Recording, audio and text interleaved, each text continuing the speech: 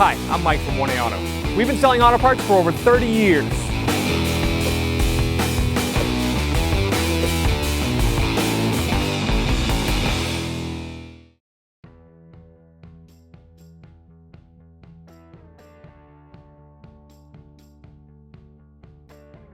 What's up guys, I'm Andy from 1A Auto. Today I'm going to be installing this hub in this 2011 Ford Explorer. If you need parts for your vehicle, click the link in the description and head over to 1AAuto.com. I'm going to remove this left rear wheel. I'm going to use a 19mm socket and a breaker bar. I'm just going to crack these lug nuts free before I lift the vehicle. Now I'm going to raise the vehicle. I'm using a 2-post lift. If you're doing this at home, you can do it with a floor jack and jack stands. Now I'll pull all these lug nuts off and take the tire off. I'm going to take these caliper bolts out. I'm going to use a 15mm wrench. This one happens to be a skinnier 15mm wrench. If you don't have a 15mm wrench this skinny, you could just use some pliers to hold that stud from spinning. And then I'm going to use a 13mm socket and a ratchet. Loosen up this bolt, and I'll take it out. And I'll do the same for the top bolt.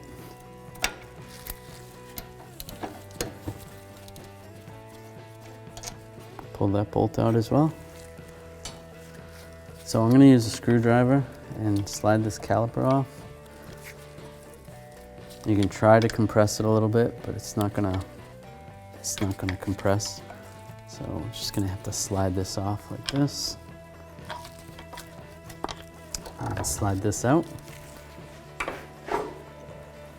We've got a bungee cord. Just gonna send the bungee cord over this frame right here. Go through the caliper holes.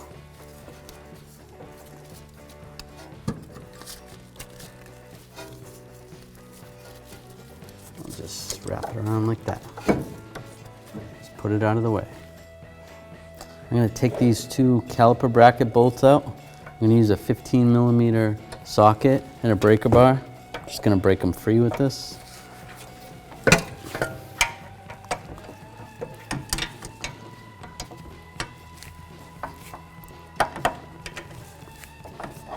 Then I'll use a 15mm socket and a ratchet to take them out.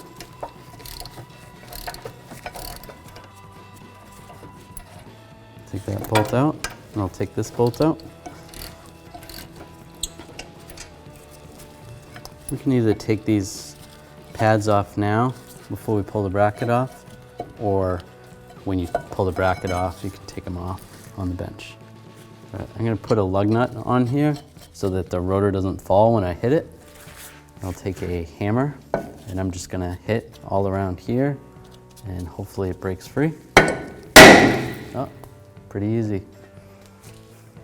Now we'll take the lug nut off and pull the rotor straight off. All right, to prevent this hub from spinning, I'm going to take a pry bar, stick it in between these studs. And then I'm going to use a 1 1/4 inch socket and a breaker bar. We're going to break this nut free. Be careful when doing this. This nut is torqued on there a lot. Loosen it up. All right, that's good enough. Then we can raise the vehicle. All right, now that this nut is loose, I'm just going to use a ratchet, take it off. Before I take the nut off completely, I'm just going to take a hammer. I'm going to tap the axle in, make sure it loosens up. So that's good, that's nice and loose. I'll take that nut off. The reason I left the nut on is if I'm hitting it with a hammer, I don't want to mess up the threads. All right, before I go any further, I just want to spray some rust penetrant on these bolts. And just in the middle here, in case it gets stuck on there pretty good. So that last one, we'll let that soak in for a little bit. It's gonna help make removing it easier. Just so we don't break it, we're going to take the ABS sensor out. There's a 8mm bolt right here. We'll use an 8mm socket extension and a ratchet. Remove that.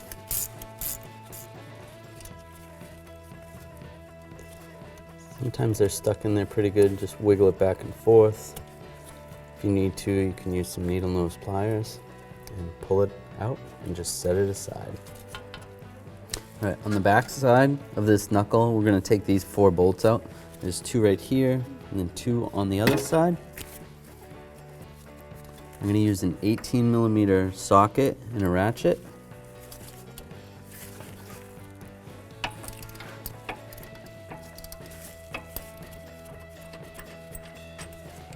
Take that one out, and then we'll take the other 3 out the same way.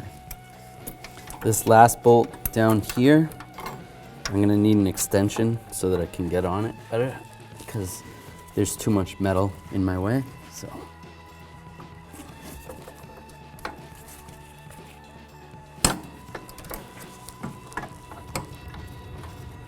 All right, it's loose. Now I can pull it out. Now they make certain pullers that you can use for this. You put an adapter on and it'll push on the center. The best way I find doing it is just using a hammer and just muscling it off. And this one's not too frozen.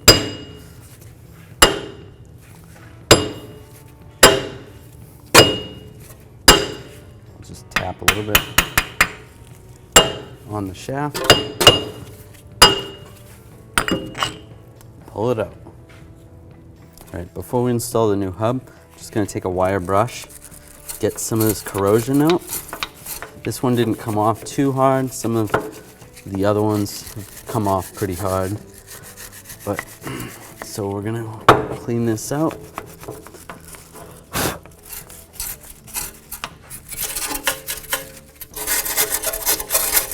Before I install the hub, I'm just going to take some of this anti-seize. This is a copper anti-seize.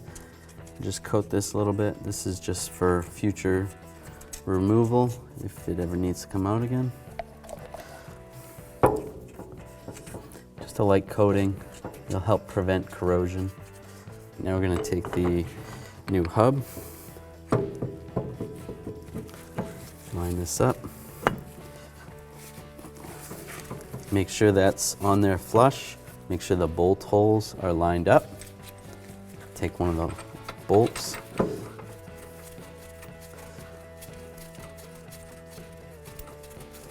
Get that one started. I'll get them all started before I tighten them down. Okay, now I got all these bolts in and started. It is suggested when you're doing this repair that you replace these bolts. We're going to reuse ours. And I'm going to start tightening them up. I'm going to use a 18mm socket extension and a ratchet. All right, I'm just snugging these up before I torque them. You're going to want to torque these in a cross pattern. You're going to start with one down here, then cross up to here, and go over to here, and then cross over to the other side. And we're going to torque these to 122 foot-pounds. I'm going to install this axle nut. It's recommended that you replace this axle nut whenever you take it off. We're just going to reuse ours. Now I'm going to use my 1 1/4 socket and a ratchet. I'm going to hold the hub, keep it from spinning while I tighten it down. Just use the pry bar to hold it a little bit while I tighten it up. All right, now I'm going to drop it down and torque it. All right, so I'm going to set the pry bar up here. Be careful when doing this. There's a lot of torque on this nut. We're going to torque this to 258 foot-pounds using my 1 1/4 inch socket and a torque wrench. 258 foot-pounds.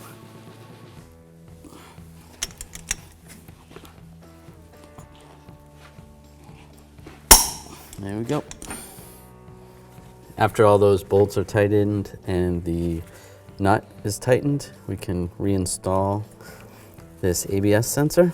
Slide that into position and put the bolt in. I'll take my 8mm socket, extension, and ratchet, and I'll just snug it up. Not too tight. That's good. I'm going to install the rotor on backwards, and I'm going to take some brake parts cleaner. I'm going to clean off the rotor. There is a protective coating on it to prevent it from rusting. Then I'll flip the rotor around, install it properly, and clean this side. And then wipe it down with a rag. This rotor has multiple holes for this retainer screw. This vehicle it was missing on. If you have it, now would be the time to install it. Since this retainer bolt's missing, I'm just going to use a lug nut to hold the rotor on. I'm going to install this caliper bracket. Slide this over the rotor. Take the bolts. Install the bolts. I'll use a 15mm socket and a ratchet and just snug these up. Now I'm going to use a torque wrench with a 15mm socket. I'm going to torque these to 111 foot-pounds.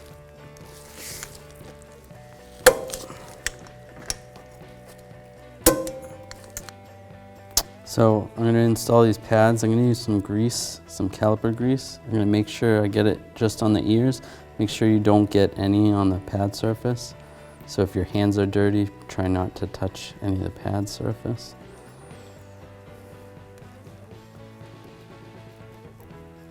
I'm going to install these brake pads. Slide that into position. Do the same for the inboard one.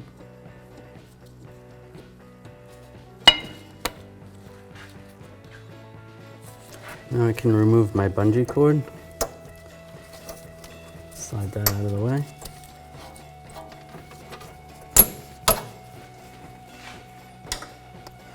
Now for this caliper, you actually need a special tool to compress the piston in.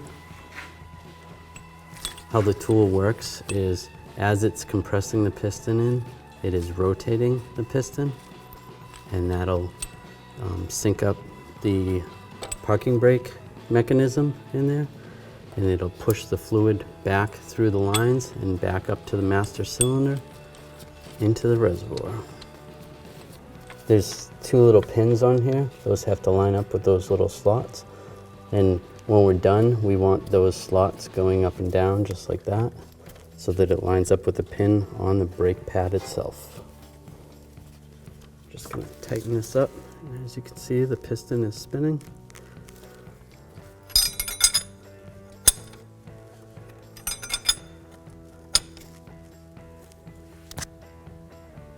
That looks pretty good right there. We'll try that. Loosen up the tool. Pull it out. And my guide slots are straight up and down. Let's see if it fits on the caliper. Fits over the pads, and it does. These caliper bolts have some thread locker on them. If you want to, you can add some more thread locker.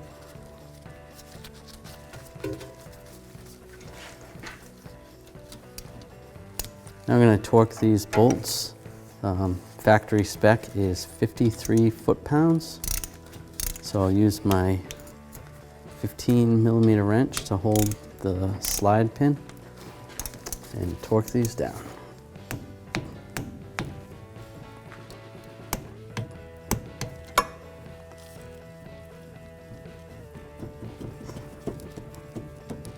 Now I'll pull my wrench out. Now I'll take this lug nut off. Reinstall the wheel. Take my lug nuts, install the lug nuts. I'm going to use my 19mm socket and a torque wrench. I'm going to torque these lug nuts in a star pattern to 100 foot-pounds. The reason I do it in a star pattern is so that the wheel gets torqued down evenly.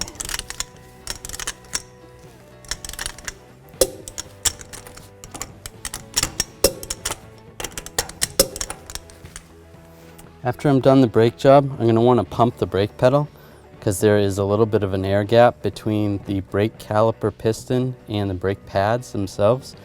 This will get rid of that air gap. Make sure the pedal is nice and hard. It's always a good idea to check your brake fluid level after you're done the brake job. Thanks for watching. Visit us at oneauto.com for quality auto parts, fast and free shipping, and the best customer service in the industry.